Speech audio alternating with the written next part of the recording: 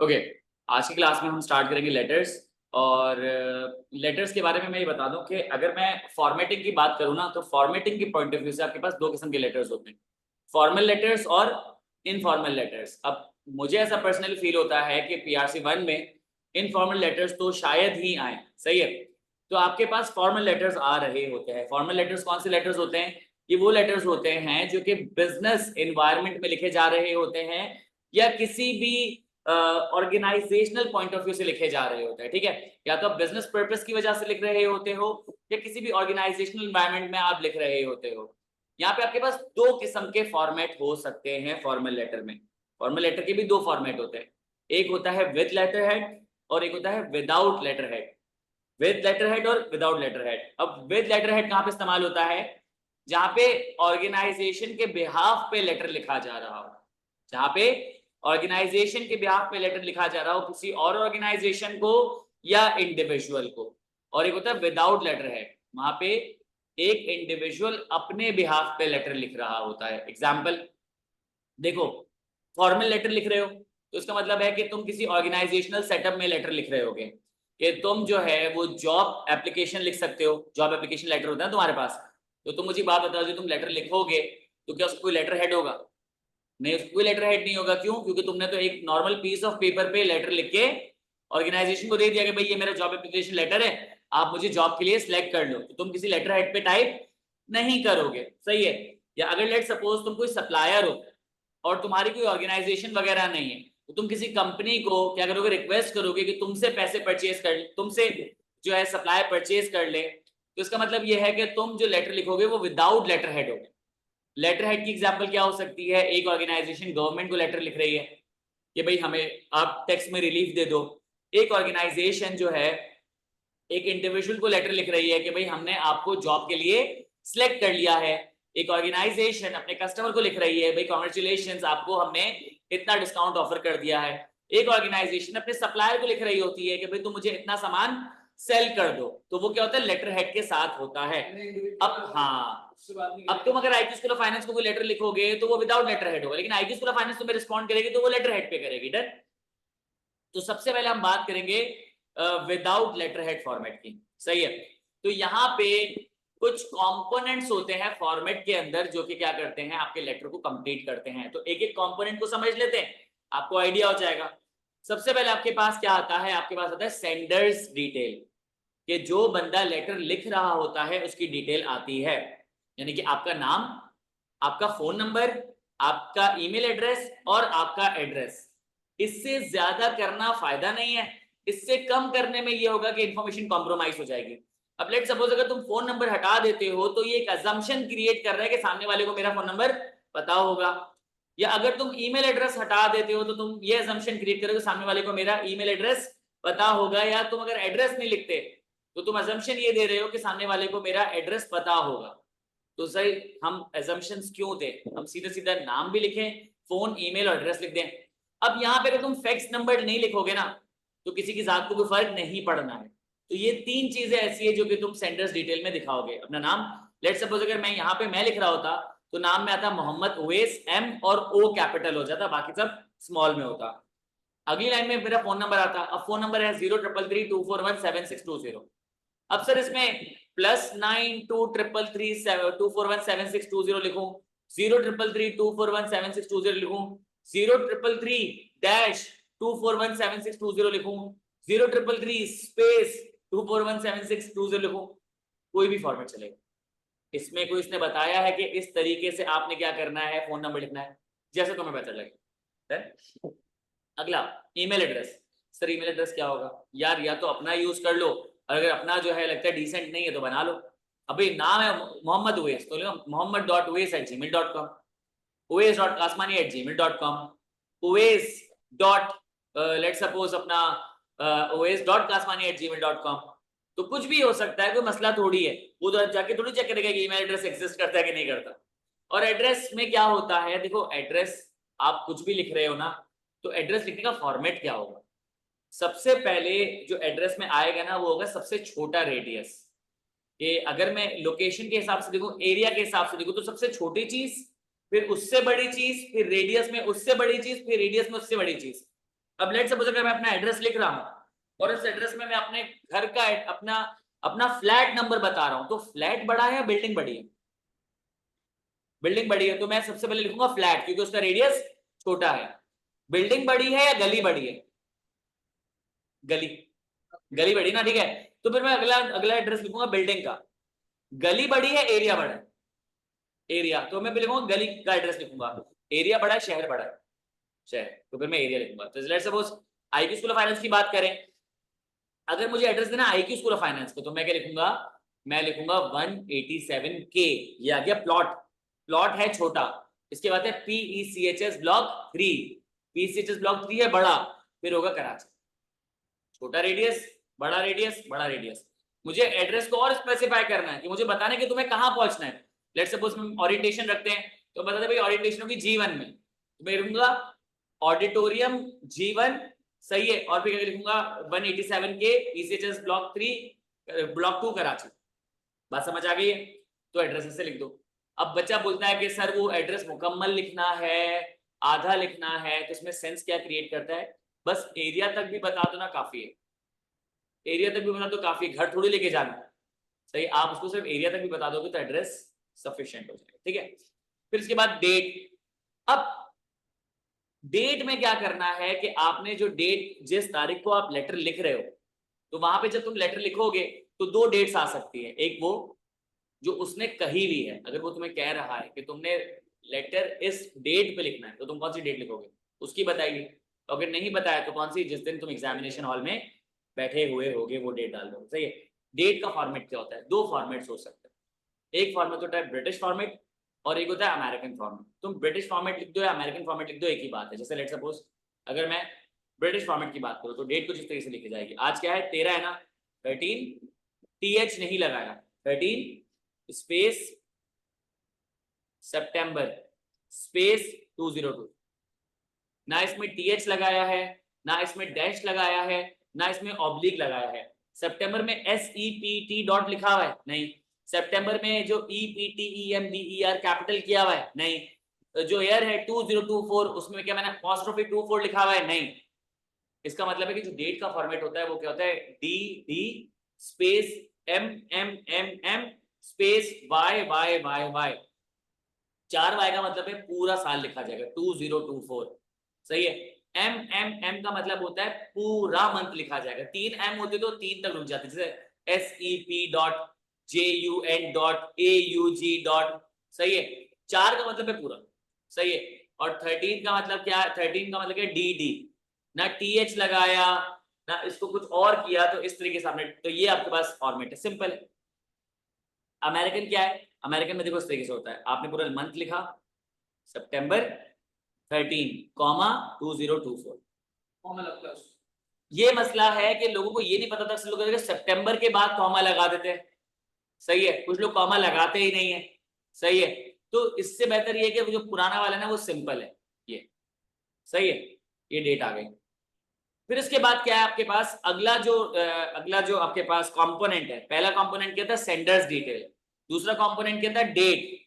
तीसरा कंपोनेंट क्या आ रहा है आपके पास, रेफरेंस नंबर। देखो अब ये जो रेफरेंस है ना, ये ऑप्शनल होता है। लेट सपोज तुम्हारे पास लेटर आता है कि तुम्हें एक लेटर रिसीव हुआ था और तुम उस लेटर के रेफरेंस में क्या कर रहे हो, रिस्पॉन्स दे रहे हो, और उस लेटर का रेफरेंस नंबर ये था फला फला। अब उसने अगर रेफरेंस नंबर दिया हुआ है तो तुम पहले सेंडर्स डिटेल डालोगे, उसके बाद डेट लिखोगे, उसके बाद रेफरेंस नंबर लिख दोगे। रेफरेंस नंबर किस तरीके से लिखेंगे, लिखेंगे रेफरेंस नहीं। लेट सपोज रेफरेंस नंबर था 1234, सही है, तो तुम रेफरेंस इस तरीके से लिखोगे। जैसे लेट सपोज डेट के बाद रेफरेंस आता ना, तुम लिखते 1234 बस। पोस्ट कोड क्या होता है? हाँ, पोस्टल कोड एट, वो जो आपका जहाँ पे पोस्ट किया जाता है ना, उस एरिया का कोड होता है कि इस एरिया का कोड का मतलब है कि यहाँ पे पोस्ट आई। अगर नहीं है तो जरूरत नहीं। वैसे अगर हो गया तो अगर अगर अगर पोस्टल कोड आता है तो वो एड्रेस का पार्ट होता है। सेंडर रिसीवर का है तो रिसीवर का, सेंडर को तो सेंडर का, ठीक है। Reference number. अब लेट सपोज ने कहा भाई तुम्हें जो है लेटर लिखना है और तुम्हारे लेटर का रेफरेंस नंबर ही है, तो तुम रेफरेंस नंबर डाल दो। अगर रेफरेंस का चक्कर ही नहीं है तो उसको छोड़ दो। तो रेफरेंस को ऑप्शनल है तो जाने दो, फजूल में होशियार बनने की जरूरत नहीं कि मैं अपनी तरफ से अज्यूम कर लूंगा रेफरेंस नंबर। रेफरेंस नंबर जाने दो, सही है। इसके बाद आ रहा है आपके पास inside address, INSIDE, inside address. Inside address में क्या आएगा, रिसीवर की डिटेल आएगी, रिसीवर का नाम, उसकी डेजिग्नेशन, उसके ऑर्गेनाइजेशन का नाम, और फिर एड्रेस आएगा 3 लाइनों में, सही है। अब यहाँ पे लेट सपोज अगर तुम IQ स्कूल ऑफ फाइनेंस में लेटर भेज रहे हो सर मुर्तुजा को, तो तुमने लिखा मुर्तुजा काइट, सही है। डेजिग्नेशन में तुमने लिख दिया मैनेजिंग डायरेक्टर, सही है। ऑर्गेनाइजेशन में तुमने IQ स्कूल ऑफ फाइनेंस। अब एड्रेस सर 3 लाइनों में क्यों, एड्रेस 3 लाइनों में क्यों, क्योंकि एड्रेस ना ये जो कौन सा है इनसाइड एड्रेस, ये हॉरिजॉन्टली बहुत ज्यादा स्ट्रेच नहीं करना चाहिए। इनसाइड एड्रेस हॉरिजॉन्टली बहुत ज्यादा स्ट्रेच नहीं करना चाहिए। तो इसका मतलब ये है कि इफ यू फील लाइक यार आपका जो इनसाइड एड्रेस ना एक लाइन को ज्यादा एक्सीड कर रहा है तो दूसरी पे आ जाओ, लग रहा है दूसरी लाइन को एक्सीड कर रहा है तो तीसरे पे आ जाओ। जैसे लेट सपोज अगर एक एड्रेस है, एक एड्रेस समझाने के लिए ये हो सकता है कि उसमें फ्लैट नंबर भी लिखा हुआ है, उसमें फ्लोर नंबर भी लिखा हुआ है, उसमें बिल्डिंग का नाम भी लिखा हुआ है, उसमें स्ट्रीट का नाम भी लिखा हुआ है, एरिया का नाम भी लिखा हुआ है, शहर का नाम भी लिखा हुआ है। मैं एग्जांपल देता हूँ कि लेट सपोज लिखा हुआ है फ्लैट का नाम लिखा हुआ है B3 और प्लॉट नंबर लिखा हुआ है 198D, सही है। B3 198D, फिर लिखा हुआ है बिल्डिंग का नाम लेट सपोज फातिमा गार्डन, सही है। और आगे फिर लिखा हुआ है PECHS ब्लॉक 6 और लिखा हुआ है कराची। तो तुम क्या करोगे, इसको 3 हिस्सों में तोड़ दोगे ताकि आपका जो एड्रेस है वो हॉरिजॉन्टली बहुत ज्यादा इंक्रीज ना कर जाए, हेंस 3 लाइन। अब ये जजमेंट कॉल, अब ये जजमेंट कॉल है। तो इसमें ज्यादा से ज्यादा क्या है कि देखो अपने एड्रेस को ऐसे छोटा कर लो कि उसमें सिर्फ डालो प्लॉट नंबर, उसमें डालो स्ट्रीट नंबर और नीचे लिख दो कराची, तो ये 2 लाइनों में एड्रेस आ जाएगा। ये अब ऑप्शनल है, आगे लेटर्स आएंगे ना उसमें तुम्हें प्रैक्टिस में ये चीज आ जाएगी। अब यहाँ पे ना फॉर्मेट को पॉज करके मैं आप सबसे ही बात करूंगा, फिजिकल स्टूडेंट से भी बात करूंगा कि तुमने एक चीज नोट की, हर कंपोनेंट के बाद एक लाइन का गैप। अगर आप एक कंपोनेंट के बाद एक लाइन का गैप नहीं छोड़ रहे हो तो इसका मतलब है कि आप 2 कंपोनेंट्स को मिला रहे हो और यहाँ पे फॉर्मेटिंग के मार्क्स कटेंगे। अक्सर लोग क्या करते हैं, एक कंपोनेंट के बाद 2 लाइन का गैप दे रहे होते हैं, किसी कंपोनेंट के बाद एक लाइन का भी गैप नहीं देते, किसी कंपोनेंट के बाद एक लाइन का गैप देते हैं। नहीं, स्टैंडर्ड रखो, हर कंपोनेंट के बाद एक लाइन का गैप, सेंडर्स डिटेल एक लाइन का गैप, डेट एक लाइन का गैप, रेफरेंस एक लाइन का गैप, इनसाइड एड्रेस। अब एक और चीज, इसको इनसाइड एड्रेस क्यों बोलते हैं, इनसाइड का मतलब होता है अंदर, सही है। तुमने यूजुअली देखा होगा कि ये जो लेटर्स होते हैं ऑर्गेनाइजेशन की तरफ से आते हैं ये ट्वाइस फोल्ड हुए होते हैं, सही है। तो यहाँ पे क्या होता है, लेटर 3 हिस्सों में फोल्ड हो चुका होता है। इसको जब आप एक एनवेलप में डालते हो ना तो उस एनवेलप के कोने में एक प्लास्टिक की जाली लगी हुई होती है, तो यहाँ पे इस तरीके से फोल्ड किया जाता है कि इनसाइड एड्रेस फोल्ड होके बाहर नजर आ रहा होता है। अगर ये एड्रेस बाहर नजर नहीं आता तो तुम जिसको ये लेटर पोस्ट करते तो तुम्हें इसका मतलब है कि बाहर पोस्टल सर्विस के लिए बाहर भी एड्रेस लिखना पड़ता, तो डुप्लीकेशन हो जाती। तो ये थोड़ा सा खूबसूरत लगता है कि लेटर हेड के सॉरी जो एनवेलप के बाहर भी एड्रेस नजर आ रहा हो, तभी इसको कहते हैं इनसाइड एड्रेस, मतलब अंदर का एड्रेस बाहर भी रिफ्लेक्ट हो रहा है। यस, वो रिपोर्ट्स आती हैं। इंशाल्लाह अभी तुम कैफ में जाओगे ना तो कैफ का जो रिजल्ट आता है ना वो घर पे आता है, तो उसमें जब आई कैप का तुम देखोगे तो उसमें तुम्हारा नाम, तुम्हारा एड्रेस वगैरह सब लिखा होगा। और जब हर पेपर के बाद कैफ में आता है माशाल्लाह, हर रिजल्ट आई कैप भेजता है, सही है। तो या तो गलत एड्रेस डलवा दो या फिर पहले से ही ना अपना पोस्टल सर्विस चेक किया करो, ठीक है। जो बात है। और यहाँ पे जो ना ये 3 लाइनों का यही तो है, अगर तुमने एड्रेस पूरा हॉरिजॉन्टली ज्यादा कर दिया तो वो बॉक्स के अंदर चले जाएगा, तो वो बंदा कहाँ लेटर पहुंचाएगा, सही है। अब समझ आ गई बात है, कनेक्टेड है।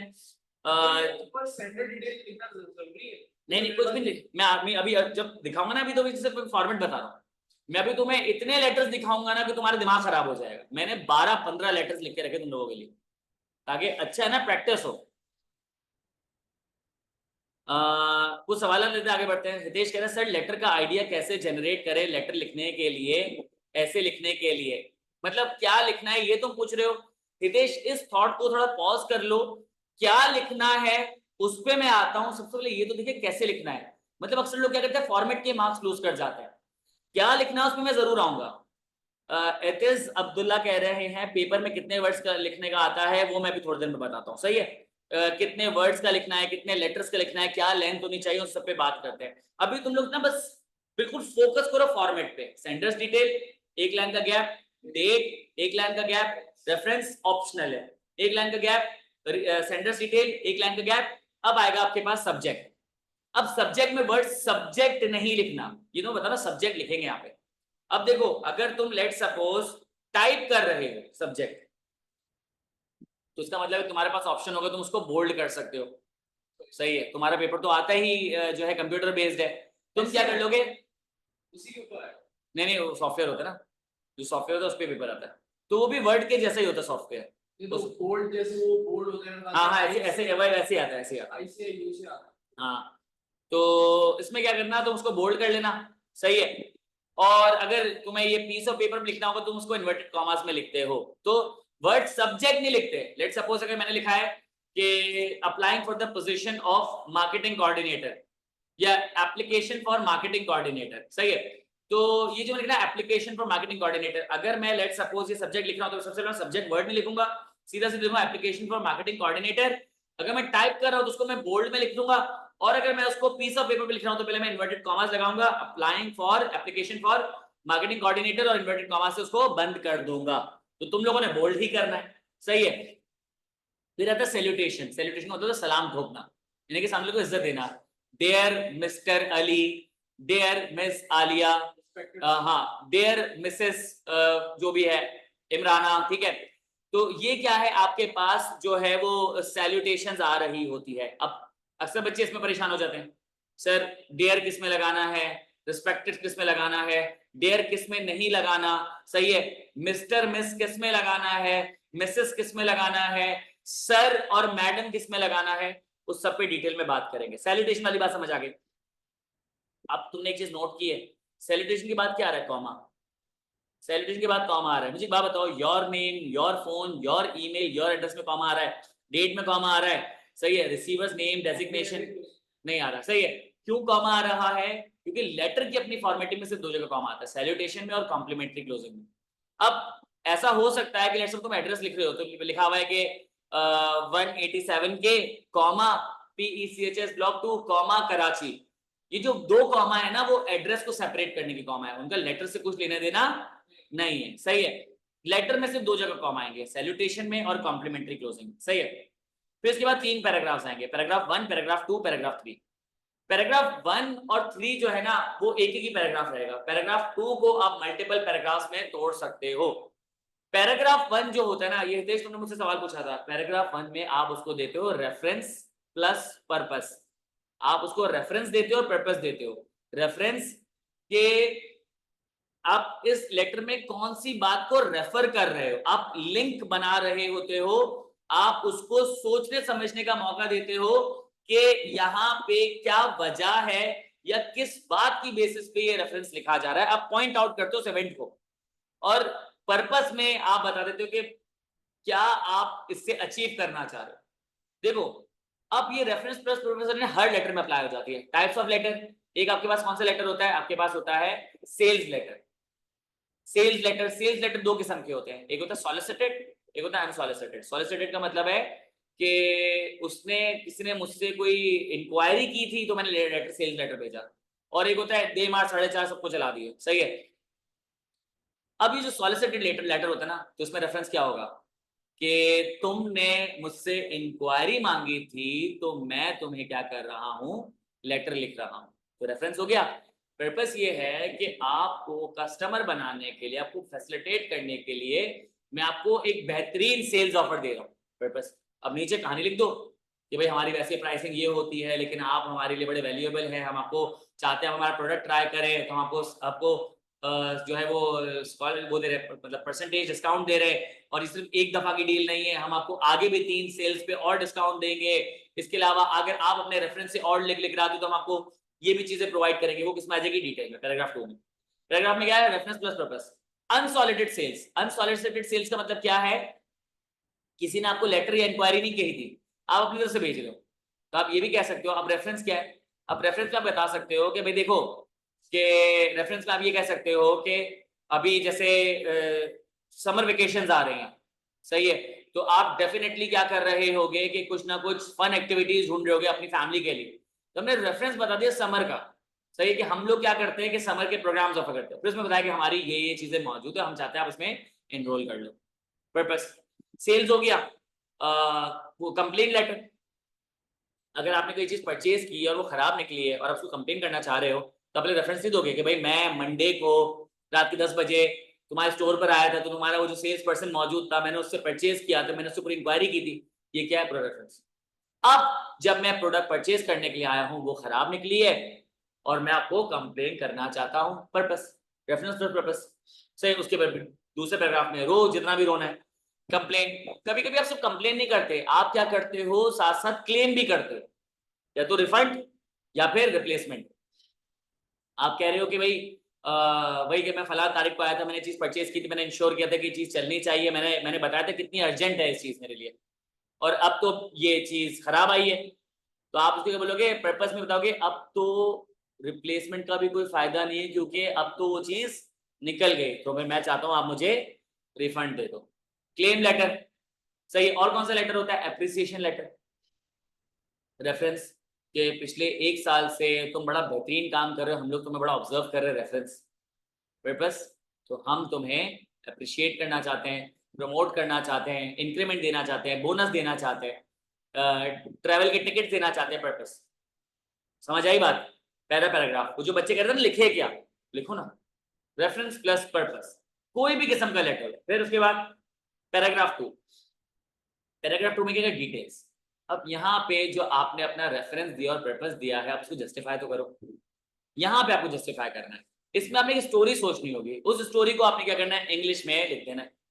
वो स्टोरी ऐसी हो कि सामने वाला बंदा फिर कन्विंस हो जाए, मतलब तुम्हें लगता है कि मैं एक ऐसी स्टोरी लिखूंगा जिसमें कोई लूप होल ना हो।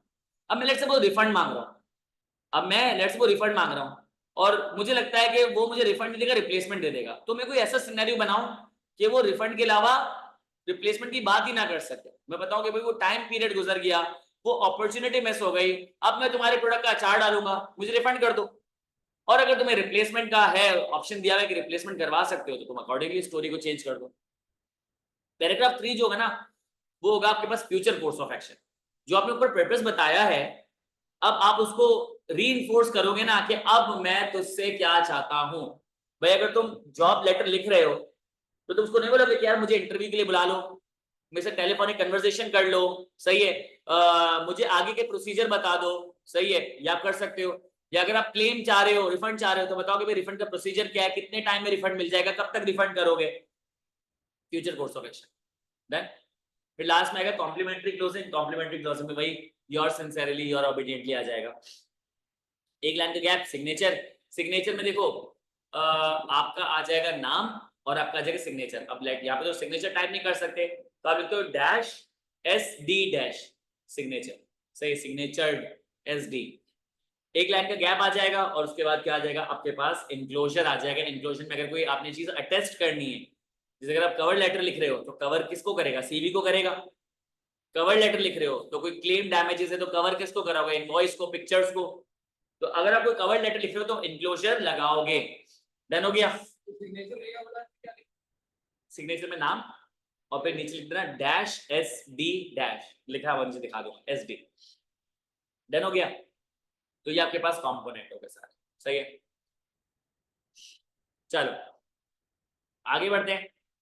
अब देखो ये वो आ रहा है, अब वो सीखना था ना कि सैल्यूटेशन और कॉम्प्लीमेंट्री क्लोजिंग का क्या फर्क है। देखो जब आप सैल्यूटेशन लिख रहे होते हो तो आप लिखते हो dear Mr, dear miss, dear Mrs. तो सबसे पहले मिस्टर, मिस और मिसेस में फर्क देख लेते हैं। मिस्टर लिखा जाता है मेल के लिए, ये चीज ऑब्वियस थी।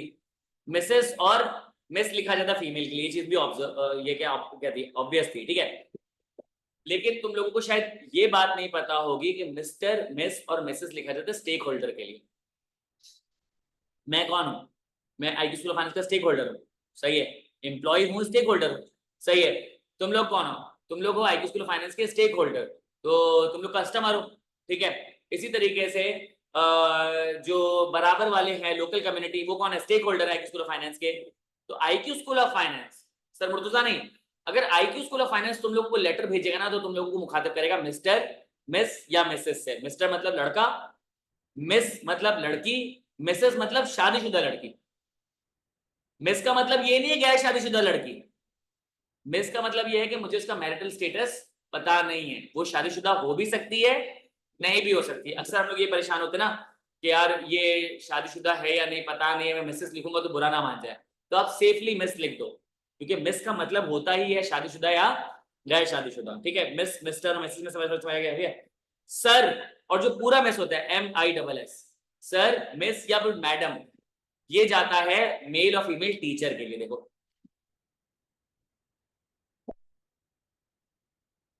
अब अगर तुम रहीम को लेटर लिख रहे हो, जुहेर को लेटर लिख रहे हो, ताहिर को लेटर लिख रहे हो, तो तुम लिखोगे मिस्टर। सही है। तुम अगर सर तहा त्रिपाठी को लेटर लिख रहे हो तो तुम लिखोगे देयर सर। मिस आले को लेटर लिखो देयर मिस, MISS वाला, MS डॉट वाला नहीं। सही है। और अगर आपने ये miss, mister, Mrs, sir, miss वाले रिक्वायरमेंट हटा दी, यानी कि कुछ भी नहीं लिखा, तो इसका मतलब क्या है कि तुम फ्रेंड और फैमिली को लेटर लिख रहे हो, ये फॉर्मल होता है। सीधा सीधा लिखते ना अली, डियर अली। सही है। तो इसका मतलब क्या है कि तुम इसमें कोई फॉर्मेलिटी फॉलो नहीं कर रहे होते। इसमें एक चीज और बता दूं कि जो डेयर होता है ना, डेयर, ये क्या शो करता है? ये शो करता है रिस्पेक्ट। तो अब कोई भी रिस्पेक्टेड वर्ड नहीं लिखता, ये 1901 का वर्ड है, आप लिखते हो डेयर। अगर रिस्पेक्ट नहीं शो करनी, इसका मतलब नहीं डिसरिस्पेक्ट कर रहे हो, इसका मतलब ये है कि अब जो है ना जान पहचान बहुत बढ़ गई है, कैजुअल हो गया रिलेशन। तो वहां पे क्या सीधा लिखोगे, नाम लिख दोगे, जैसे सरवेस।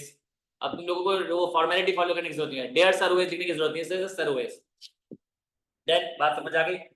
और कॉम्प्लीमेंट्री क्लोजिंग कैसे करता है? अक्सर लोग बोलते हैं सर योर सिंसेरली लिखें, योर ओबीडियंटली लिखें, काइंड रिगार्ड, रिगार्ड वगैरह लिखें। देखो सिंपल है, अगर तुम स्टेक होल्डर को लेटर लिख रहे हो, मतलब सप्लायर को, वेंडर को, कस्टमर को, गवर्नमेंट को, लोकल कम्युनिटी को, तो तुम एंड में क्या लिखोगे, योर सिंसेरली। लेकिन अपने टीचर को लिख रहे हो ना, तो क्या लिखोगे, योर्स ओबीडियंटली और योर सिंसेर। ठीक है। और रिगार्ड, काइंड रिगार्ड, ये कैजुअल सेटिंग में होता है। तो अपने से जूनियर को, सही, अपने स्टूडेंट को, दोस्तों को, किसी को भी अगर आप लेटर लिख रहे हो, इसमें क्या आ जाएगा, इसमें आपको ऐसे regard, kind regard, warm regard, best wishes, कुछ भी आ जाएगा। ठीक है, देन ये समझ आ गई बात। ये मैं हैंडआउट दे दूंगा, उसको रिकॉल कर लेना।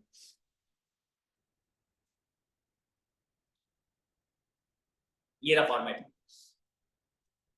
सेंडर एड्रेस में नाम, फोन नंबर, ईमेल आईडी और एड्रेस, यही बताया था। एक लाइन का गैप, डेट ऐसे ही बताया था। रेफरेंस आ गया, एक लाइन का गैप।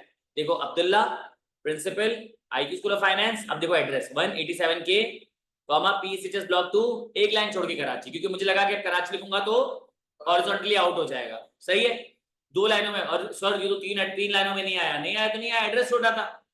अगर थोड़ा सा एड्रेस बढ़ा तो इसी लाइन में भी चले आता। सही है। अब सब्जेक्ट देखो, लिटरली सब्जेक्ट तो इन्वर्टेड कॉमर्स में है या फिर बोल्ड हुआ हुआ है। Reference plus purpose, details, future course of action. क्योंकि ऊपर अगर लेट्स सपोज डेयर लिखा हुआ होता है, डेयर मिस्टर, डेयर मिस लिखा होता तो यहाँ पे योर सिंसियरली आता। अगर डेयर सर लिखा होता तो क्या आता, योर ओबीडियंटली। सही है। देखो सिग्नेचर आया SD, फिर उसके बाद आ गया आपका नाम और इंक्लोजर। सही है।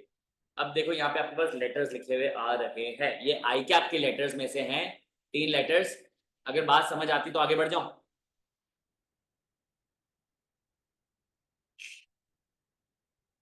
हितेश, गुड क्वेश्चन, ये तो मैं बताना ही भूल गया।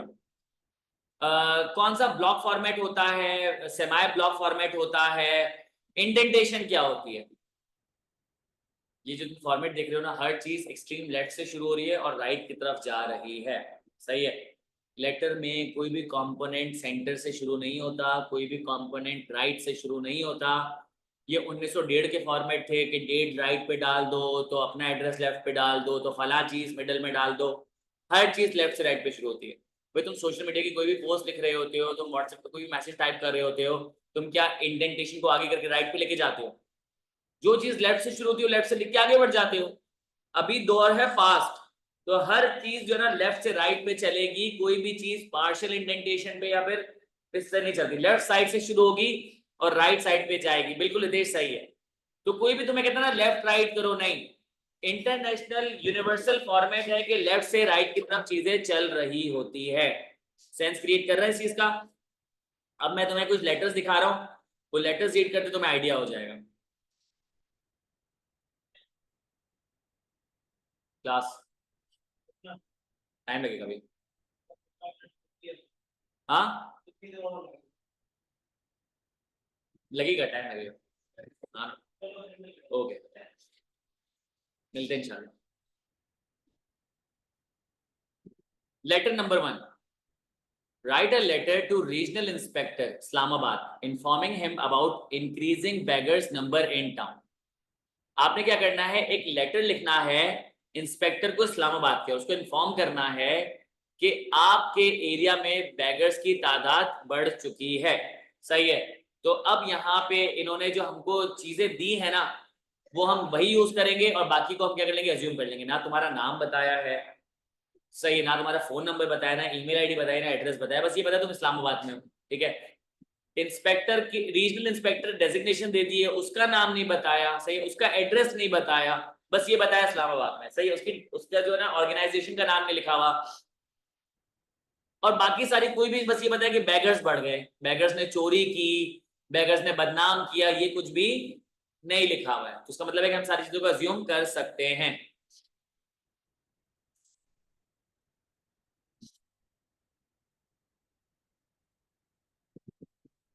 बतुल फातिमा, इसके लिए यार मुझे सबसे पहले आपका वो देखना पड़ेगा, आपका बोर्ड कौन सा है। सही है, तो वो हम क्लास के बाद डिस्कस कर लेंगे। ठीक है, एग्जामिशंस के बारे में। अब देखो, मैंने नाम अज्यूम कर लिया अपना ही, मोहम्मद उवैस, फोन नंबर आ गया, ईमेल एड्रेस आ गया, ABC एरिया इस्लामाबाद, क्योंकि मुझे इस्लामाबाद के एड्रेस पता नहीं, अपनी तरफ से अज्यूम कर लिया। अब मर्जी है तुम्हें, कोई अगर इसमें स्ट्रीट लगानी है, कोई एड्रेस लगाना है, तुम्हारी मर्जी है, तो अपनी क्रिएटिविटी है ना, ये थोड़ी सिखा सकता। फिर उसके बाद एक लाइन का गैप, एड्रेस आ गया, ये मैंने 8 मई 2024 को, बहुत पुराना नहीं, अभी अभी लिखा है मैंने ये। फिर उसके बाद मैंने खुद अज्यूम कर लिया कि इंस्पेक्टर का नाम क्या है, आसिफ। अगर लेट सपोज मैं नहीं भी अज्यूम करता तो ऐसे रहने देता, क्या फर्क पड़ता है। ठीक है। रीजनल इंस्पेक्टर लाइन छोड़नी, कहाँ पे, रीजनल इंस्पेक्टर की बात तो लाइन नहीं ना, एक ही ना, और एक ही। ठीक है, इस्लामाबाद म्यूनिसिपैलिटी। सही है। उसके बाद एड्रेस ये मैंने खुद से ही बना दिया। सही है। Subject, notice regarding the increasing number of beggars in town. कि यहाँ पे क्या कह रहा हूँ कि मैं नोटिस करवाने को कह रहा हूँ कि आप नोटिस करो बढ़ते हुए बैगर्स की प्रॉब्लम्स को। ठीक है, तो मैं भी कर सकता हूँ ना,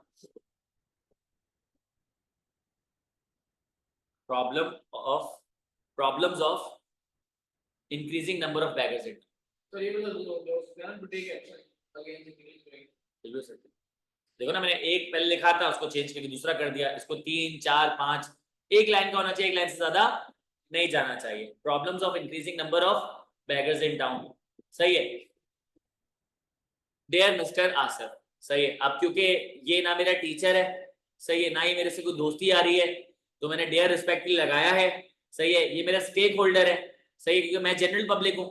सही है। तो इदारा क्या है, मेरा स्टेक होल्डर, तो मैंने मिस्टर लगाया, आदमी था, और उसका नाम मैंने क्या रखा था, आसिफ।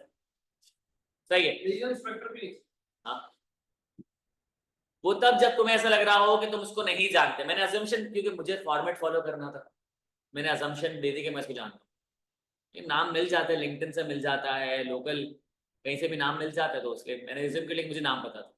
सही है। अब पहली लाइन में क्या होगा, रेफरेंस प्लस पर्पस।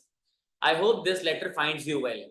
ये कुछ भी नहीं, ना ये रेफरेंस है ना पर्पस, ये ऐसी कर्टेसी थी, ये नहीं भी लिखोगे फर्क नहीं पड़ेगा। लेट सपोज अगर मैं हटा भी दूं तो इससे लेटर की जात पे कोई फर्क नहीं पड़ेगा। अब रेफरेंस प्लस पर्पस ढूंढते हैं।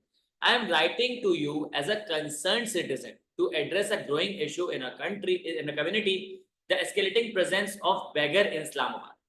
अब यहाँ पे क्या है, रेफरेंस पर्पस नहीं है, मैंने पर्पस प्लस रेफरेंस लिख दिया। जैसे मैं तुम्हें लिख रहा हूं कि एक बहुत ही ज्यादा मसला हमारे इलाके में बढ़ रहा है, ये क्या हो गया, पर्पस। कि मेरे लिखने का पर्पस क्या है, और मैं रेफरेंस क्या दे रहा हूं कि हमारे इलाके में बेगर्स की तादाद बहुत ज्यादा बढ़ गई है।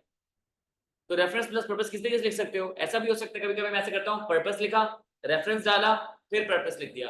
कभी कभी मैं कहता हूँ रेफरेंस लिखा, पर्पस डाला, फिर रेफरेंस कर दिया, ये तो तुम्हारी वो है अपने कि मुझे बस एक रेफरेंस देना, एक पर्पस देना है, वो किसी तरीके से भी मैं फिट कर सकता हूँ। आगे तुम जितने भी लेटर देखोगे ना उसमें अलग अलग तरीके से रेफरेंस प्लस पर्पस आ रहा है। तो बच्चा बोलते हैं ना क्या लिखना है, तो ये मैं बता रहा हूँ कि किस तरीके से आपने चीजों को इनपुट करना है।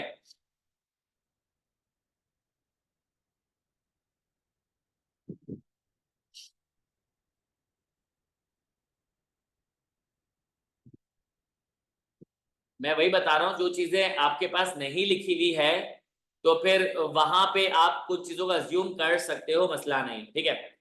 अगला पैराग्राफ देखो, लिखा हुआ है कि अब इसके डिटेल्स लिखनी है।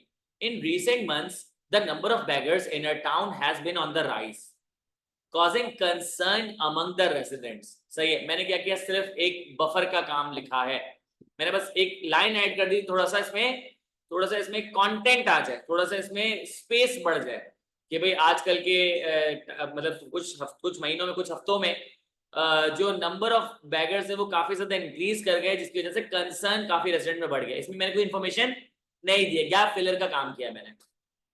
अब देखो क्या लिखा हुआ है, they can be found in various locations across the city asking for money।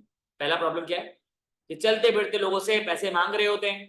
अब जाहिर सी बात है, जब पैसे मांग रहे होते हैं इसकी वजह से क्या होता है, this increase not only present a challenge to public safety, इससे लोगों को अपनी सेफ्टी का भी मसला रहता है, और इससे दूसरा हमारी जो इमेज है वो क्या हो रही है, नेगेटिव जा रही है, गिर रही है, डिटोरिएट कर रही है। सही है। अब जाहिर सी बात है, डिटेल में आप क्या कर सकते हो, कभी कभी सजेशन भी दे सकते हो। तो मैंने क्या कहा, टू मिटिगेट दिस इशू, इस इशू को थोड़ा सा रिड्यूस करने के लिए मैं आपको सजेस्ट कर रहा हूं कि एक आउटरीच प्रोग्राम बनाओ, कि आप क्या करो, पहुंचो इन लोगों तक, सही है, इनको असिस्टेंस दो, जिनको जरूरत है हेल्प की उनको हेल्प करो, और जिनकी आदत है भीख मांगने की उनको रिहैबिलिटेट करो, ठीक है। और क्या है कि कोलैबोरेट करो उन एजेंसी से जो इनकी तरफ काम कर रही है, सही है, ताकि जो भी सोशियो इकोनॉमिक फैक्टर्स हैं इन लोगों के भीख मांगने के, उनको रिजॉल्व किया जा सके, और बैगिंग को हमने क्या करना है, ऐसे रेगुलेशन से डिस्करेज भी करना है। अब future course of action, thank you for your attention to this matter. देखो, I look forward to hearing about the steps, मैं वेट कर रहा हूं कि तुम जो स्टेप्स लोगे इस इशू को रिजॉल्व करने के, कि वो क्या होंगे, यानी कि अब मैं वेट कर रहा हूं कि तुम स्टेप्स लोगे, तो मुझे पता चलने चाहिए वो स्टेप्स क्या है फ्यूचर कोर्स ऑफ एक्शन। ये जो बीच में कहानी है इसको तो थोड़ा सा और भी बढ़ा सकते थे, कम भी कर सकते थे। जैसे लेट्स सपोज एक प्रॉब्लम अभी मेरे माइंड में आई, हम ये भी तो कर सकते थे कि हाँ, कि there was an incident in our vicinity that a couple of burglars were caught during the action, and a few of them were also spotted as the beggars of our area, कि वो हमारे area में भीख मांगते हैं दिन के वक्त में, और रात को वो क्या करते हैं, चोरी चकारी भी कर रहे होते हैं। आप ये भी एक इंसिडेंट लगा सकते हो उसमें। तो भाई ये जो थोड़ा बहुत सोचोगे ना प्रॉब्लम्स, एक दो तीन, यू फील लाइक स्टफिंग काफी हो गई है, सही है, तो आप क्या करोगे।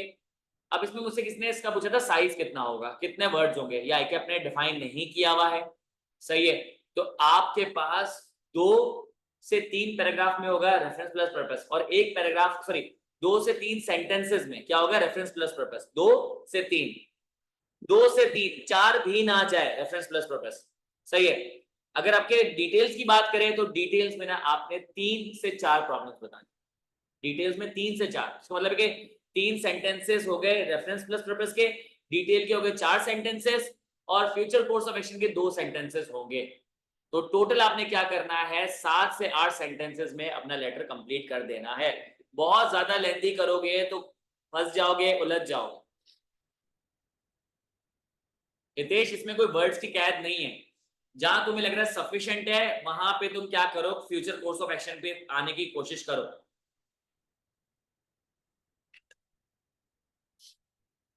जितना ज्यादा बढ़ाओगे उतने ज्यादा ग्रामेटिकल एरर वगैरह बढ़ने के चांसेस बढ़ जाएंगे, ठीक है। फिर इसके बाद देखो ऊपर लिखा था डियर मिस्टर, तो नीचे आ गया योर सिंसेरली, और सिग्नेचर आ जाएगा, नाम आ जाएगा, इसमें कोई अटैचमेंट थी नहीं, तो खत्म हो गया, ठीक है। डन, ये लेटर समझ आ गया। You and your grandfather visit a sunshine hospital. मैंने जहां से ये कॉपी किए हैं, ये जो लेटर्स के नाम, ये जो रिक्वायरमेंट है, इनमें बहुत ग्रामेटिकल एरर्स है, जब मैंने लिखी है तो मुझे पता चला you and your grandfather visited a Sunshine Hospital, Lahore. The hospital management misbehaved with you. लिख लो, पढ़ा लिखा हुआ भी होगा उसमें. Misbehaved with you. Write a complaint letter to the CEO. सही है. तो जो मैंने अपना असाइनमेंट बनाया ना तुम लोगों को देने के लिए, उसमें मैंने सारे ग्रामेटिकल एरर्स खत्म कर दिए. मुझे यहाँ पे भी सही करने थे, लेकिन यही वाला सवाल जो असाइनमेंट में ना वो बिल्कुल सही होकर आ रहा है. सही है.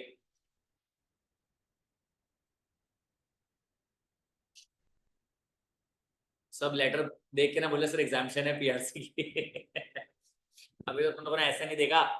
अब देखो फिर भाई इसमें तुम एक ना तुम्हारा नाम बताया, ना तुम्हारे ग्रैंडफादर का नाम बताया, ना सीईओ का नाम बताया, हॉस्पिटल का नाम बताया. बस क्या था, सनशाइन हॉस्पिटल. ना उसका लोकेशन बताए, हाँ बस शहर बताते थे लाहौर. तो यहाँ पे अगेन अब्दुल्ला फोन नंबर आ गया. अब देखो फोन नंबर क्या, 0331234567. ऐसे जो नंबर होते ना थोड़े बन सकते, बना दो. abdullah.khan@gmail.com. अब लाहौर में नहीं है लेकिन मैं डाल दिया गुलशन इकबाल ब्लॉक 13D. सही है. इसके बाद एड्रेस आ गया, उसके बाद सॉरी डेट आ गई, एक लाइन का छोड़ के गैप. अब सीईओ का नाम मैंने खुद अज्यूम कर लिया. अगर लेट सपोज यहाँ पे तुम सीईओ का नाम अज्यूम नहीं करते, यहाँ से हटा देते, तो तुम्हें मसला ये होता है कि डेयर मिस्टर में क्या लिखते.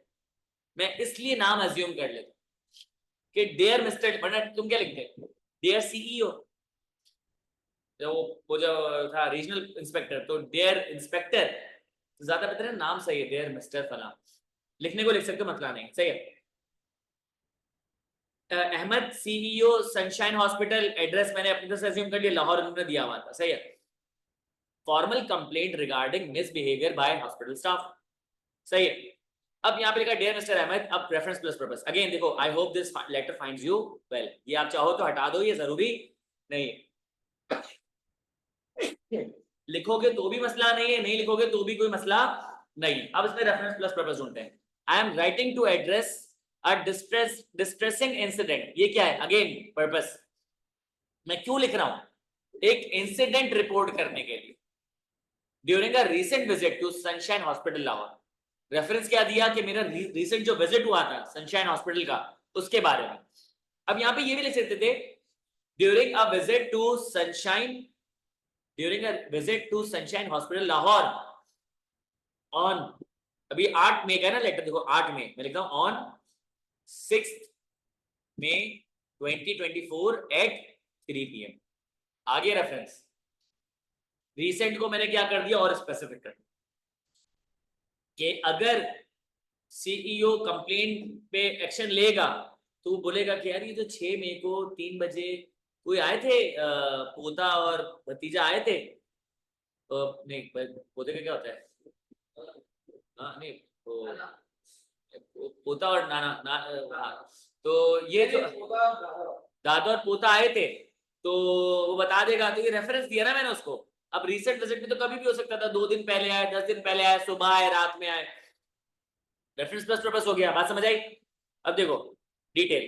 While seeking assistance with my grandfather. जब मैं अपने ग्रैंडफादर के साथ हेल्प लेने आया हॉस्पिटल में, we encountered unacceptable behaviour from some staff member. हमें बहुत ज्यादा बदतमीजी का सामना करना पड़ा.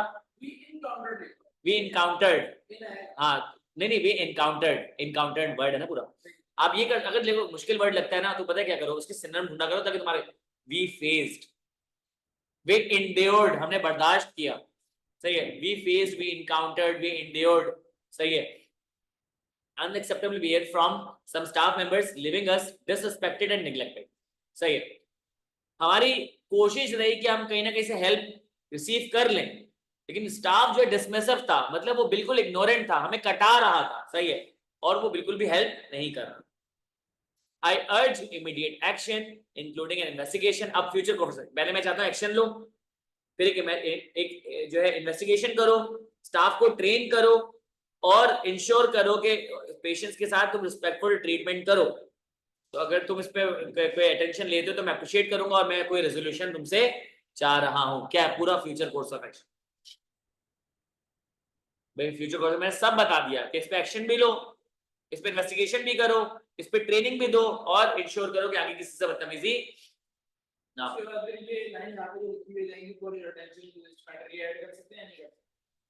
हाँ यहाँ पे line लिखी हाँ है, हाँ payment for this। कर सकते हैं।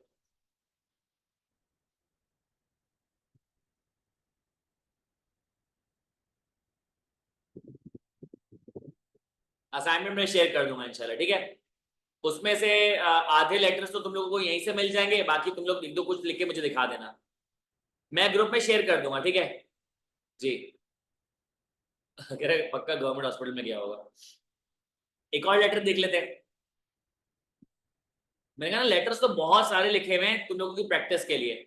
मेन क्या है तुम लोगों को बताना है। अच्छा मजे की बात इसमें से ये दोनों इत्तेफाक से कंप्लेंट लेटर निकले, सही है। अब देखो, write a letter to head of supply department of HP printing machine, ABC road Lahore, making an inquiry. Inquiry letter आ गया।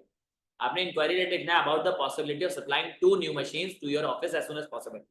जल्द से जल्द 2 मशीन भिजवानी। इसमें क्या क्या चीजें हैं, आपने लेटर लिखा है हेड ऑफ सप्लाई डिपार्टमेंट, यानी कि जो बंदा है ना जिसका नाम तुम अज्यूम करोगे वो अपने डिपार्टमेंट का क्या है, हेड ऑफ सप्लाई डिपार्टमेंट का हेड है, सही है। फिर कंपनी का नाम क्या है, एचपी प्रिंटिंग मशीन्स है। इसने एड्रेस भी दे दिया एबीसीडी रोड लाहौर, सिर्फ नाम नहीं दिया, तुम्हारा नाम डिटेल नहीं दी और उस बंदे का नाम नहीं दिया, सही है। और तुम्हें सिनेरियो बता दिया कि तुमने इंक्वायरी करनी है, 2 मशीन तुम्हें मंगवानी है as soon as possible. Making an inquiry about case का नाम होगा। हाँ ये रिक्वेस्टिंग रिक्वेस्ट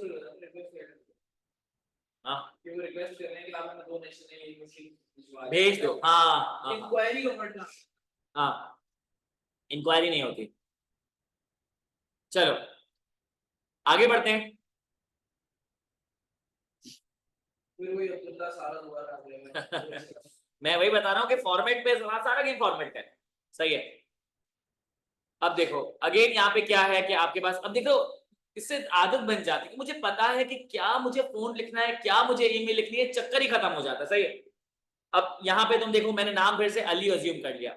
अब अगर लेट सपोज मैं यहाँ पे जो है वो नहीं नाम लिखता अली, चलो वहां तो मुझे था डियर इंस्पेक्टर लिख देता, एक जगह देता डियर सीईओ लिख देता, यहाँ क्या लिखता, डियर हेड। नहीं भाई, यहाँ तुम लिखते डियर कंसर्न। तो अब तुम मुझे एक बात बताओ, अगर मैं तुम्हें लेटर भेज रहा हूँ और उसमें तुम्हारा नाम ही नहीं है, तो बोलेगा यार इसको इतना वो नहीं हुआ कि मेरा नाम मालूम कर ले। इट्स क्वाइट डिसअपॉइंटिंग कि यार जो मुझे लेटर भेज रहा है उसने इतनी एफर्ट नहीं की। हम जब जॉब के लिए अप्लाई करते हैं तो अगर मुझे बंदे का नाम पता चल जाए कि वो एचआर मैनेजर का नाम क्या है, तो सोचो मैं फौरन फौरन नाम लिखूंगा, क्यों, क्योंकि इंप्रेशन अच्छा जाएगा। तो लेटर लिखते हुए ना ये जद्दोजहद होनी चाहिए। तो अज्यूम ये करो कि तुम्हें नाम पता है, तुमने कहीं से भी मालूम कर लिया, तुमने भाई फोन घुमाया, बोला यार आपके सप्लाई डिपार्टमेंट के जो हेड उसका नाम क्या है, बोला अली, तो thank you so much, phone रख दिया, लेटर लिख दिया, सिंपल। वो फोन किया वहां पे म्युनिसिपल पार्टी में, फोन किया और तुमने उसको बोला कि तुम्हारे जो हेड है उनका नाम, की रीजनल इंस्पेक्टर का नाम क्या है, उसने बताया आसिफ, जजाकल्ला, लेटर लिख दिया, ठीक है। ये अज्यूम कर लिया। अब देखो requisition of new printing machines, सही है। Procurement of new printing machines, सही है। Inquiry about the procurement of new printing machines, कुछ भी हो सकता है, सही है। डियर अली, अब यहाँ पे मैंने डियर अली क्यों लिखा, जानबूझ के मैं ये बताना चाह रहा हूं कि हम लोग इनके कस्टमर्स हैं रेगुलर, और मैं अली को वैसे ही जानता हूं। मैंने जानबूझ के क्या हटाया मिस्टर, क्यों, मैंने बताया था कि मिस्टर लगता है फॉर्मेलिटी के तौर पे, यहाँ पे मुझे फॉर्मेलिटी नहीं दिखानी, मेरा दोस्त मैं अली लिखता हूँ। या अगर मैं लिखता, लेट्स सपोज मैं ये लिख देता मिस्टर अली, तो मुझे डेयर से रिस्पेक्ट दिखाने की जरूरत नहीं, तब भी सही है, ठीक है।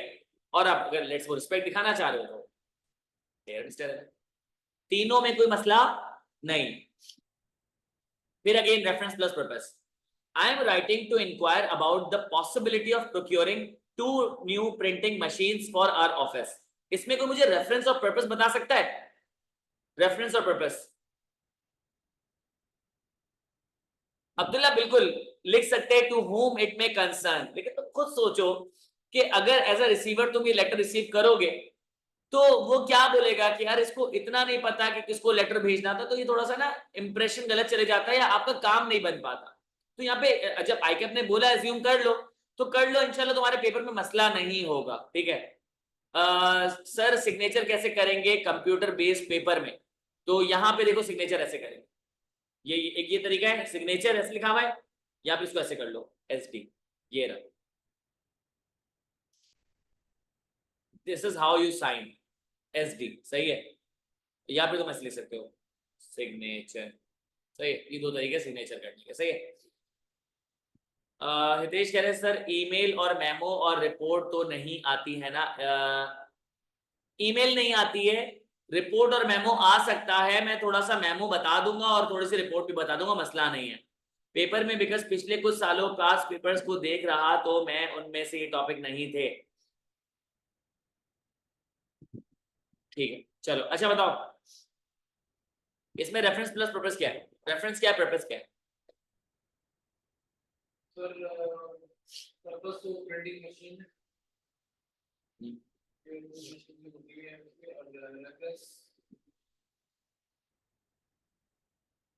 इंक्वायरी।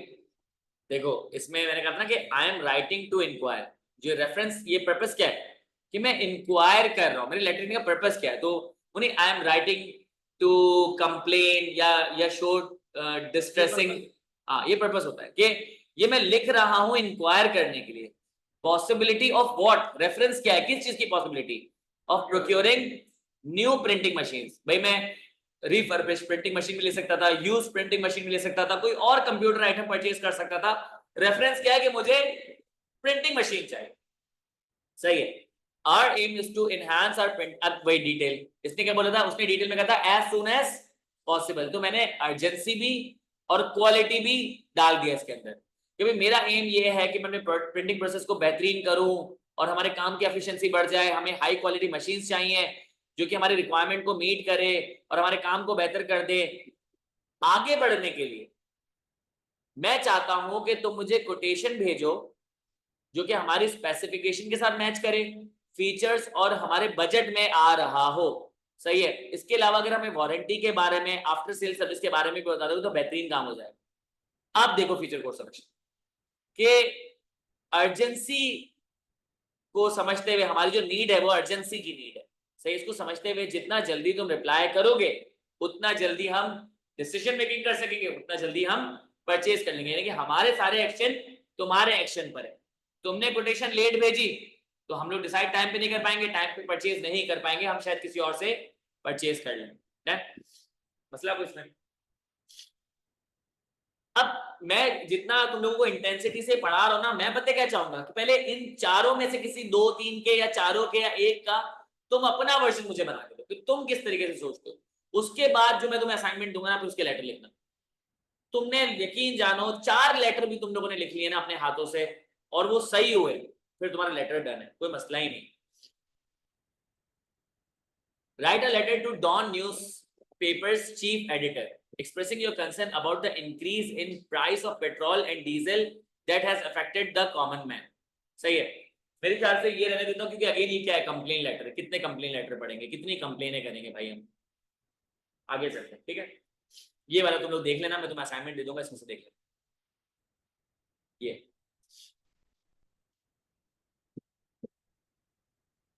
ये मेरा पर्सनल फेवरेट। अबे यार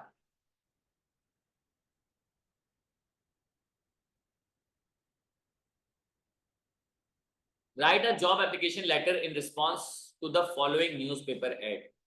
तुमने एक न्यूज़पेपर में एड देखा और वो था जॉब एप्लीकेशन एड था। सही है, जॉब एप्लीकेशन लेटर का एड था। सही है। तो यहाँ पे तुमने देखा कि लिखा हुआ है कि हमें अकाउंट कोऑर्डिनेटर चाहिए। We need account coordinators who are excited to play a larger role in attracting and retaining clients. हमें कैसा अकाउंट कोऑर्डिनेटर चाहिए जो कि एक्साइटेड हो कि वो क्या करे, क्लाइंट्स को अट्रैक्ट करे और उन्हें रिटेन करे। सही है। तो यहाँ पे अकाउंट का मतलब वो फाइनेंस वाला अकाउंट नहीं है, यहाँ पे अकाउंट का मतलब है क्लाइंट्स। हम अपने क्लाइंट्स को अकाउंट भी कहते हैं। सही है। कि लेट सपोज अगर तुम अपनी फर्म में हो और तुम्हें क्लाइंट पे जाना हो, तुम ये भी कह सकते हो ये मेरा अकाउंट है। सही है, तुम अपने क्लाइंट को अकाउंट भी कह सकते हो। दीज प्रोफेशनल्स, ये जो अकाउंट कोऑर्डिनेटर्स हैं, will communicate directly with existing and prospective clients across different platforms. ये प्रोफेशनल जो है कम्युनिकेट करेंगे, बात करेंगे डायरेक्टली, मतलब कोई बीच में मीडिएटर नहीं होगा। एग्जिस्टिंग का मतलब जो अभी है, प्रोस्पेक्टिव का मतलब क्या था, फ्यूचर। सही है। हमारे पास स्टूडेंट कौन से होते हैं, जो पढ़ रहे होते हैं, और वो स्टूडेंट होते हैं जो कि इंक्वायरी वगैरह लेने जाते हैं, वो कहते हैं प्रोस्पेक्टिव स्टूडेंट्स। सही है। अक्रॉस डिफरेंट प्लेटफॉर्म्स, मतलब यहाँ पे ना वो कैद नहीं है कि आपने सिर्फ ईमेल पे बात करनी है। क्लाइंट बोलता है भाई स्काइप पे बात करो, स्काइप पे बात कर लो। क्लाइंट बोलता है जूम पे मीटिंग कर लो, जूम पे मीटिंग कर लो। गूगल मीट पे मिल लो, व्हाट्सएप पे बात कर लो। ये जो क्लाइंट्स होते हैं ना अक्सर चाइना वगैरह के होते हैं, तो ये लोग व्हाट्सएप वगैरह यूज नहीं करते, ये लोग यूज करते क्यू, ये लोग यूज करते वी चैट। तो सऊदीया में जो है IMO यूज होता है कॉल्स करने के लिए। हाँ बिल्कुल ऐसा ही है। तो इसका मतलब ये है कि जैसा वो बोलेगा वैसे आपने उससे कम्युनिकेट करना है।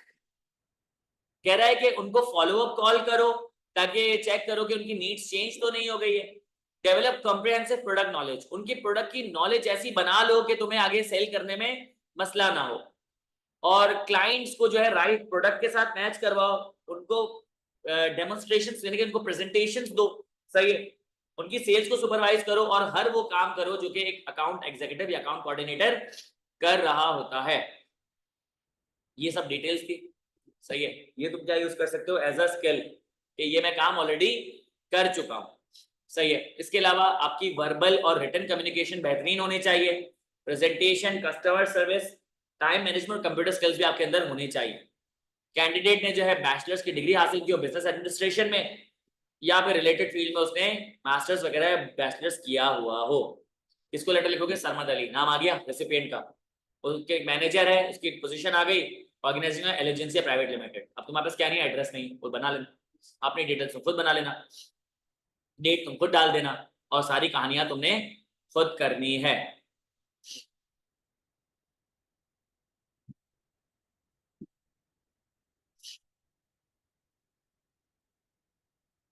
अब देखो यहाँ पे मैंने क्या किया, नाम जॉन डो कर दिया, सही है। जॉन डो उनको कहा जाता है जिनकी शिनाख्त नहीं होती है, जैसे हमारे जिसकी शिनाख्त है उसको अब्दुल्ला कहा जाता है। इसी तरह से वेस्टर्न कंट्रीज में जिनकी शिनाख्त नहीं होती उनको जॉन डो, खवातीन होती है उसको जेन डो कहा जाता है, सही है। तो फोन नंबर मैंने इस बार जो है डिजिट्स नहीं डाले, सही। ईमेल एड्रेस और एड्रेस आ गया। फिर उसके बाद क्या हुआ, आपके पास डेट आ गई।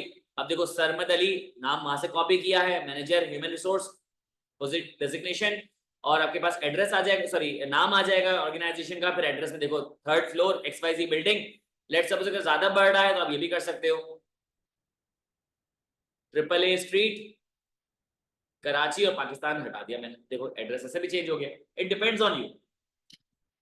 Job application for account coordinator position, job application for account coordination position, ये भी कह सकते ना, applying for the position of account coordinator, ठीक है। आगे सही। अब इसका नाम तो था ही सरमद अली, आपने dear mister Sarmad, dear mister Ali, dear mister Sarmad Ali. ये तो कल्चर टू कल्चर डिफरेंट होता है, कुछ लोग फर्स्ट नेम यूज करते हैं, कुछ लास्ट नेम यूज करते हैं, इस पे कोई मसला नहीं है। Reference plus purpose, I am writing to apply for the position of accounts coordinator at Aligencia private limited. ये क्या है, अगेन पर्पस, क्यों लिख रहा हूं, मुझे अप्लाई करना है एज एडवर्टाइज्ड इन, न्यूज़पेपर में आया था ना, रेफरेंस दिया ना मैंने। अब इसमें न्यूज़पेपर का नाम लिखा था, तुम कुछ भी लिख दो, डेली डॉन लिख दो, जंग लिख दो, सही है, या फिर कोई भी नाम जो भी लिखना चाहो अपनी तरफ से बना लो। अच्छा इसके बाद क्या है, अब देखो अब यहाँ पे ना जब आपके पास बड़ा लेटर लिखा हुआ आता है ना, जब बड़ी रिक्वायरमेंट होती है तो वहां से आधी चीजें बारो करो। उसने बताया था बंदा कैसा होना चाहिए, उसको क्या क्या काम आने चाहिए, क्या उसका एक्सपीरियंस है, क्या एक्सपर्टीज है, सब डाल दो, एज्यूम ही कर रहा है ना। अब देखो तुम्हें वहां की लैंग्वेज मिलेगी with 7 years of work experience. उसने बताया एक्सपीरियंस होना चाहिए, 7 साल का वर्क एक्सपीरियंस, 7 साल का वर्क एक्सपीरियंस है जिसमें से 4 साल का रेलिवेंट एक्सपीरियंस है, मतलब मैंने टोटल 7 साल काम किया जिसमें 4 साल वो काम किया जो तुम मांग रहे हो। And MBA in sales and marketing, क्या मांग रहा था, BBA सेल्स एंड मार्केटिंग मांग रहा था, मैंने क्या किया है MBA sales and marketing. I believe I have the skills and qualification to excel in this role. Detail दे रहा हूं ना मैं अभी।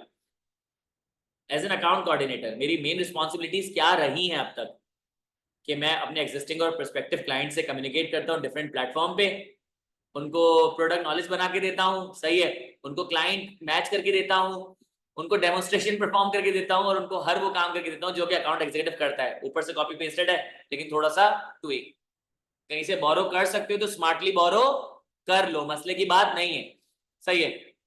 मैं कॉन्फिडेंट हूं कि मेरी वर्बल और रिटन कम्युनिकेशन बेहतरीन है। अच्छा वर्बल और रिटन जो है ना इससे बेहतर है कि होना चाहिए था ओरल और रिटन कम्युनिकेशन मेरी बेहतरीन है।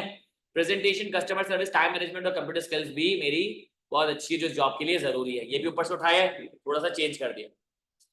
जो मेरा एक्सपीरियंस है, जो मेरी क्वालिफिकेशन है, फ्यूचर कोर्स ऑफ एक्शन, जो मेरे क्वालिफिकेशन, जो मेरा एक्सपीरियंस है, मैं इस अपॉर्चुनिटी को वेलकम करूंगा कि अगर आप मुझे बुलाकर मुझे डिस्कस करें कि भाई मैं कहना चाह रहा हूं मेरी सीवी और मेरा कवर लेटर मुझे 100% जस्टिफाई नहीं कर सकता कि हम एक मुलाकात कर लें और आप मुझे इंटरव्यू करके टेस्ट कर लो, आप मुझे इस जॉब के लिए बेहतरीन पाओगे। तो ये क्या हो गया, फ्यूचर कोर्स ऑफ एक्शन।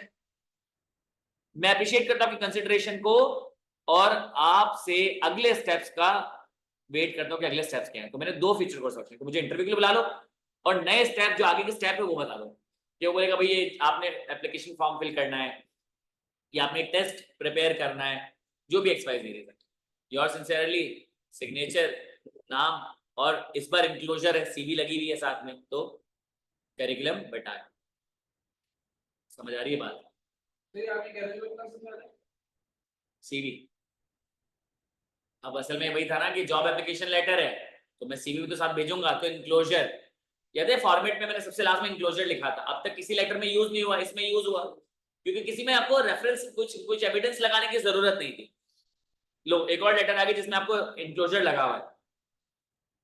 तुमने ऑनलाइन ऑर्डर प्लेस किया ज़ेपैटोस में। ज़ेपैटोस क्या है, एक स्पेनिश फुटवेयर डीलर है जो कि स्पेनिश जूतों में डील करता है, सही है। आपने उससे 2 पेयर्स ऑफ ट्रेनर्स का कौन क्या होता है, रनिंग शूज होते हैं।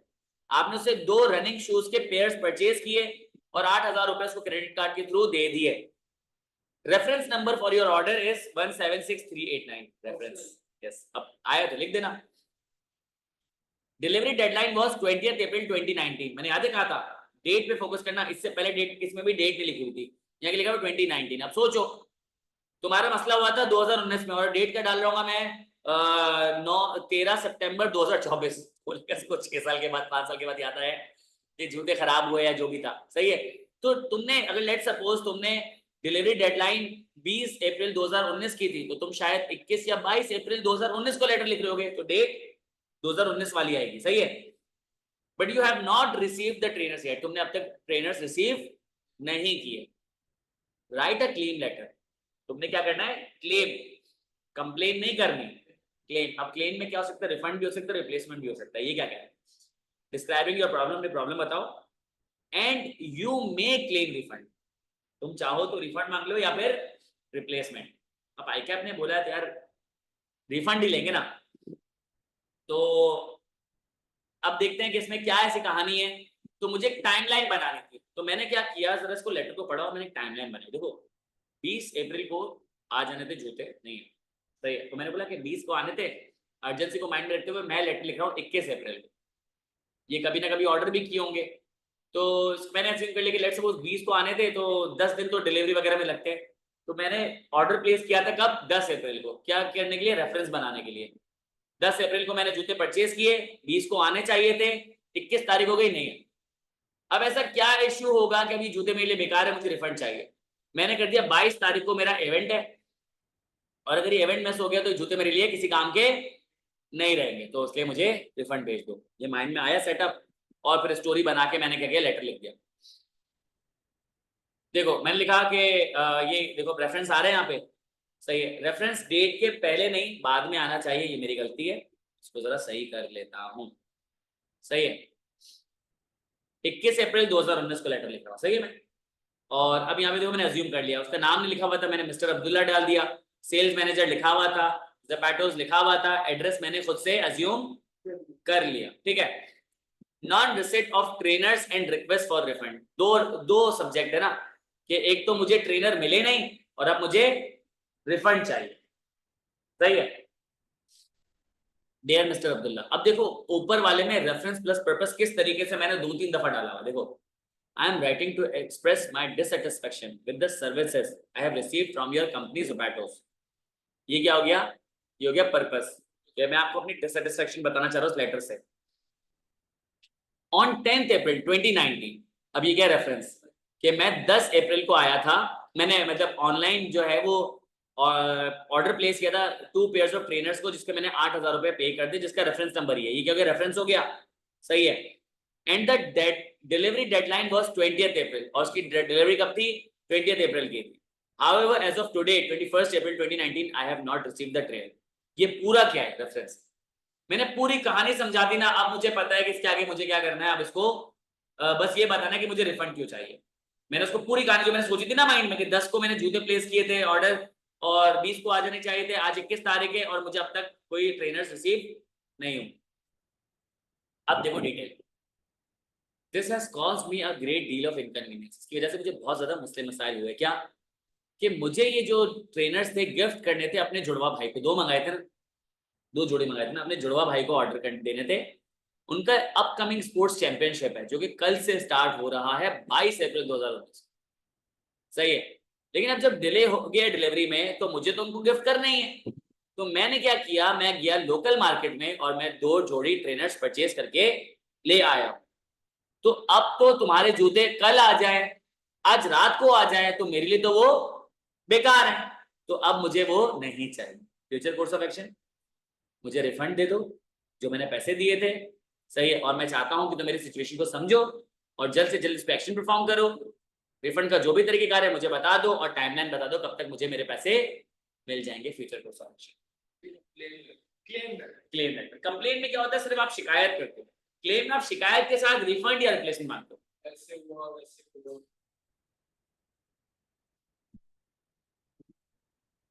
एक चीज को बहुत मतलब क्या इससे कुछ नहीं होता। अच्छा, जितने भी स्टूडेंट्स यहाँ बैठे हैं ना, अगर आपको लगता है कि आपकी ग्रामर का मसला है, पंक्चुएशन का मसला है, सही है, या फिर जो है आपके सॉरी वोकैबुलरी का इशू है, तो पहली बात तो ये कि बहुत इजी वोकैबुलरी यूज करना, बहुत सिंपल सादा रोजमर्रा के अल्फाज इस्तेमाल करना, ठीक है, ये जरूरी भी होता है।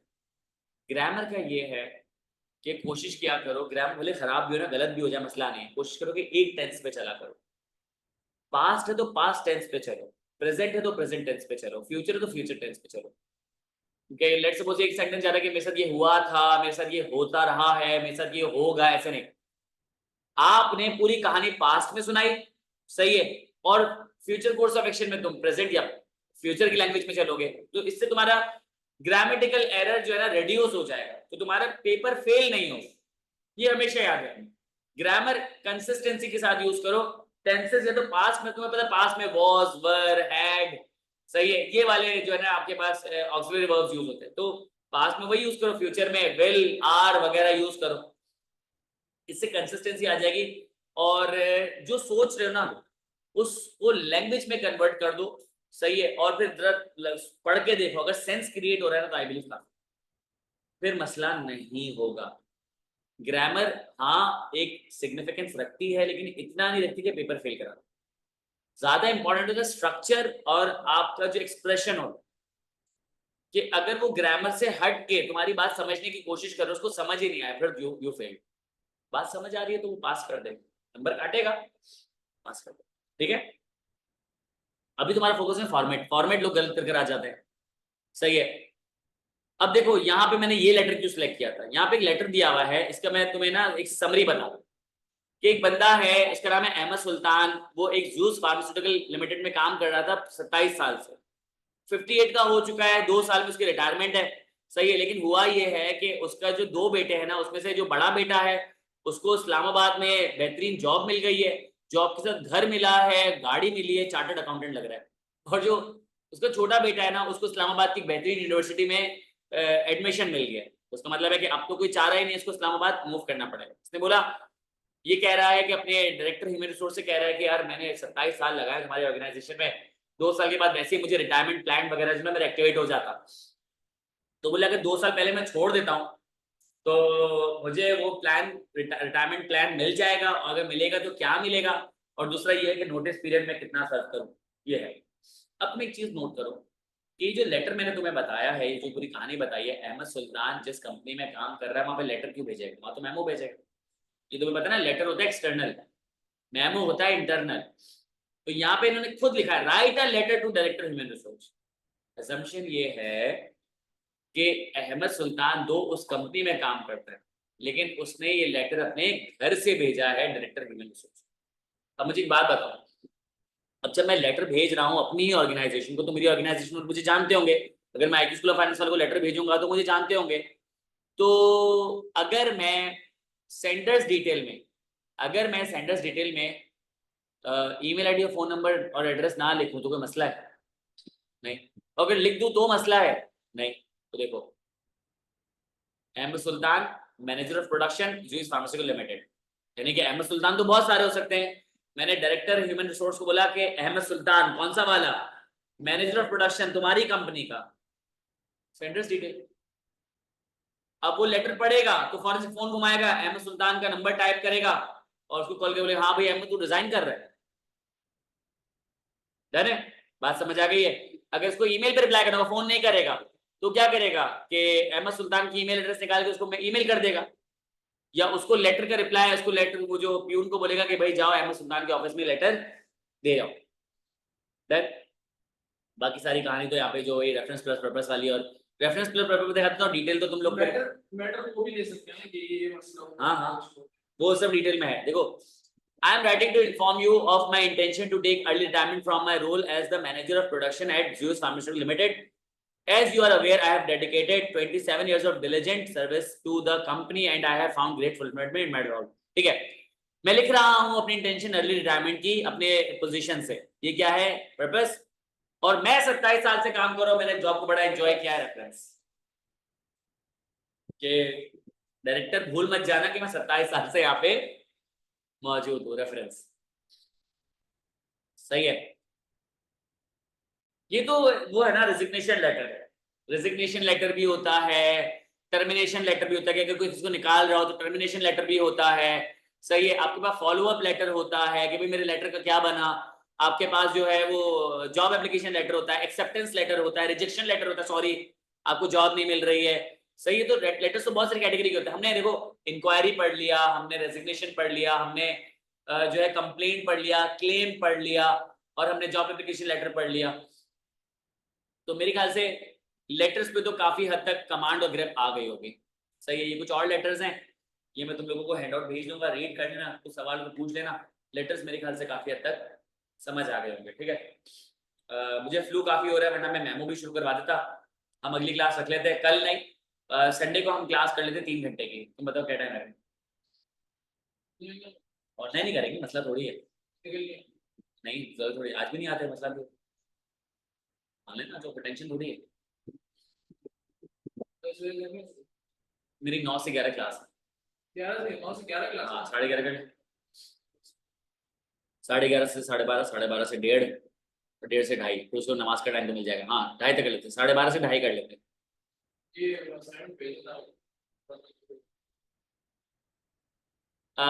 अगले क्लास में, हाँ अगली क्लास में ऐसे कर लेंगे, और अगर टाइम बचता है तो अगली क्लास में मेमो कर लेंगे, और उसके बाद अगली क्लास में मुझे प्रेसिस करवानी है। तो लेटर, ऐसे और प्रेसी, इन तीनों की एक एक क्लास, क्योंकि ये तीनों इंपॉर्टेंट है। फिर जो चौथी क्लास होगी ना, उसमें जो चिल्लर टॉपिक होते हैं, मेमो हो गया, शॉर्ट रिपोर्ट हो गई, वो कर लेंगे। सही है। सबसे पहले आता है लेटर। सही है। फिर उसके बाद आता है ऐसे, उसके बाद सबसे लास्ट में मेरे ख्याल से कॉम्प्रिहेंशन होता है। कॉम्प्रिहेंशन में आपके पास सवाल जवाब भी होता है और प्रेसी भी उसी का पार्ट होती है। एक पार्ट होता है वोकैबुलरी का, उसका तो मैं कहता हूँ कि अल्लाह से दुआ करके जाओ कि अल्लाह ताला उसमें कुछ आसानी करवा दे। ठीक है। वो 20 से पढ़ लियो। हाँ 20। ठीक है, चलो ख्याल रखिएगा। अल्लाह हाफ़िज़।